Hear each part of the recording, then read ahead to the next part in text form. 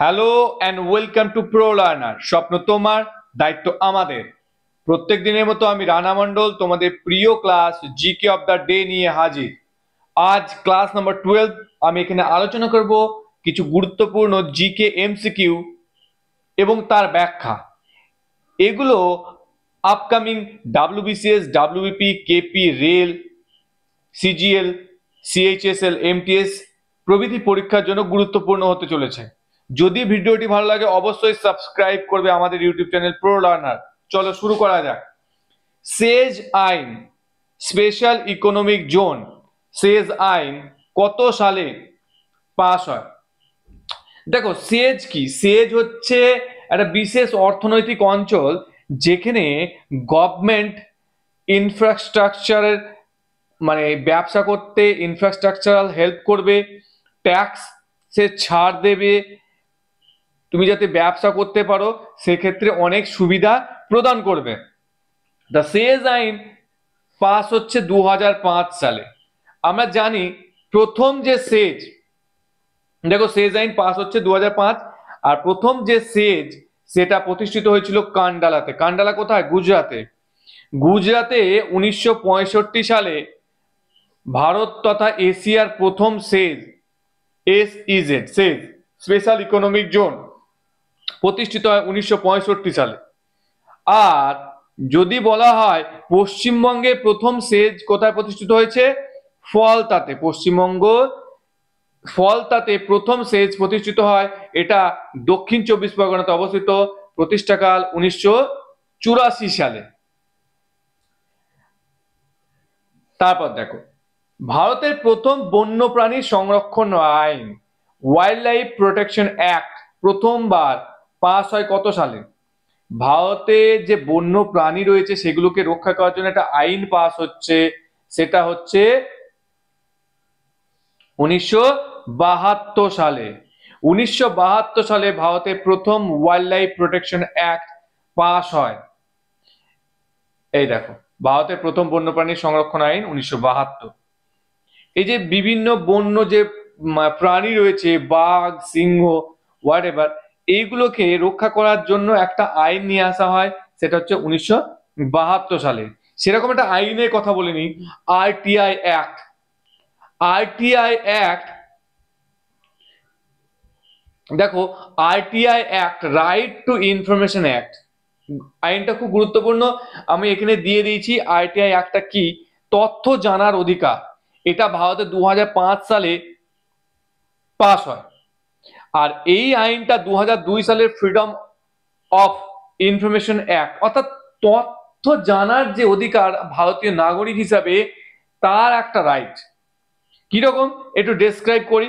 দেখো বলছে যে কোনো যে পাবলিক অথরিটি রয়েছে ভারতের, পাবলিক অথরিটি বা সরকারের কোনো সংস্থাতে তুমি যে কোনো তথ্য জানার অনুরোধ করতে পারো এবং সেই দপ্তরকে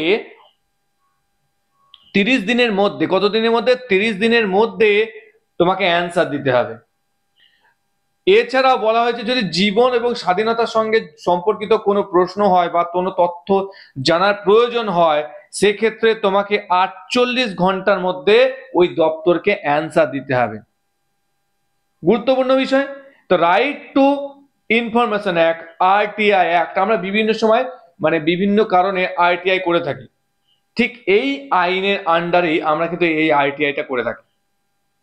তাহলে মিনিমাম 30 দিনের মধ্যে দিতে হবে অ্যান্সার, অথবা দেখা যাচ্ছে যদি জীবন ও স্বাধীনতার প্রশ্ন হয় সেক্ষেত্রে 48 ঘন্টার মধ্যে অ্যান্সার দিতে হবে সেই দপ্তরকে বা সেই অথরিটিকে। নেক্সট বিষয় দেখো, শিক্ষার অধিকার আইন। আমি এখানে আইনের উপর একটু গুরুত্ব দিয়েছি, বেশ কিছু কোশ্চেন এরকম একটা মানে এখানে ইনপুট করেছি। শিক্ষার অধিকার আইন, আরটিই, নট আরটিআই, এটা আরটিই। ভারতের পার্লামেন্টের এই আইনটা কত সালে পাস হয়? আরটি হচ্ছে রাইট টু এডুকেশন অ্যাক্ট। 2009 সালে right two education act pass হয়। আমরা জানি ভারতের সংবিধানে শিক্ষার অধিকার বলে একটা অধিকার রয়েছে, যেটা মৌলিক অধিকার, তাই না? এখানে কি বলছে তার আগে একটা বিষয় দেখো, যে শিক্ষার অধিকার আইন 2009 রাইট টু এডুকেশন অ্যাক্টে বলা হচ্ছে শিশুদের বিনামূল্যে এবং বাধ্যতামূলক শিক্ষার অধিকার আইন, যা পার্লামেন্ট কর্তৃক গৃহীত হচ্ছে 2009 সালে। আমাদের সংবিধানে একটা ধারা রয়েছে মৌলিক অধিকারের মধ্যে 21A, এই অনুচ্ছেদে বলা হয়েছে 6 থেকে 14 বছর বয়সের শিশুদের বিনামূল্যে বাধ্যতামূলক শিক্ষা দিতে হবে। এই যে বিষয়টাকে গুরুত্ব আরোপ করেই এই আইনটা তৈরি হয়েছে। আমাদের যে মৌলিক অধিকার তার মধ্যে একটা অধিকারই রয়েছে 21A, 6 থেকে 14 বছর বয়সের নিঃশুল্ক বিনামূল্যে বাধ্যতামূলক শিক্ষার ব্যবস্থা করতে হবে। এই বিষয়টার উপর গুরুত্ব করেই রাইট টু এডুকেশন অ্যাক্ট 2009 এসছে। আলোক দীপ্তির এককের নাম কি? আলোক দীপ্তি একটা এসআই ইউনিট, এই আলোক দীপ্তির এককের নাম হচ্ছে ক্যান্ডেলা। দেখো এসআই ইউনিটে 7টি মূল এককের কথা বলা হয়েছে। এসআই ইউনিটে 7টি এককে মূল এককের মর্যাদা দেওয়া হয়েছে। 1 নম্বর কি? দৈর্ঘ্য, দৈর্ঘ্যের একক মিটার, ভরের একক কিলোগ্রাম, সময়ের সেকেন্ড, তড়িৎ প্রবাহের অ্যাম্পিয়ার, তাপমাত্রা কেলভিন, বস্তুর পরিমাণ মোল, আলোক দীপ্তি ক্যান্ডেলা। ওকে, নেক্সট বিষয় দেখো, ফার্মি কিসের জন্য ব্যবহৃত হয়? ফার্মি ব্যবহার হয় কিসের জন্য? পরমাণুর কেন্দ্রের ব্যাস মাপার জন্য। পরমাণুর কেন্দ্রের ব্যাস মাপার জন্য ব্যবহার হচ্ছে ফার্মি। দেখো আর্মস্ট্রং মাপা হচ্ছে কি? আলোক রশ্মির তরঙ্গ দৈর্ঘ্য মাপার জন্য আর্মস্ট্রং ব্যবহার হচ্ছে আলোক রশ্মির তরঙ্গ দৈর্ঘ্য। মাইক্রন, মাইক্রন হচ্ছে আণুবীক্ষণিক যন্ত্রে বস্তুর দৈর্ঘ্য পরিমাপ করার জন্য। মাইক্রোস্কোপে এটা ব্যবহার করা হয়। দূরত্বের মাপার একক, আলোকবর্ষ কি? আলোকবর্ষ একটা দূরত্বের একক। লাইট ইয়ার বা আলোকবর্ষ হচ্ছে দূরত্বের একক। আমরা ছবি দিয়ে দেখিয়ে দিয়েছি astronomical unit light year. Light year equal to আলোকবর্ষ। আর হার্জ বা হার্জ কি? হার্জ হচ্ছে কম্পাঙ্কের একক। কম্পাঙ্কের একক, আমরা কম্পাঙ্কের একক যখন আসবে, কম্পাঙ্কের এসআই ইউনিট যখন কথা আসবে তখন আসবে হার্জের কথা। আর পারসেক হচ্ছে আমাদের সব থেকে জ্যোতির্বিদ্যাতে ব্যবহৃত সব থেকে দূরত্বের সব থেকে বড় একক। আমরা জানি কি 1 পারসেক ইকুয়াল টু কি? 1 পারসেক ইকুয়াল টু 3.26 আলোক বর্ষ। তাহলে আলোক বর্ষ থেকে ডেফিনেটলি অনেক বড়, 3.26 গুণ বড় পারসেক।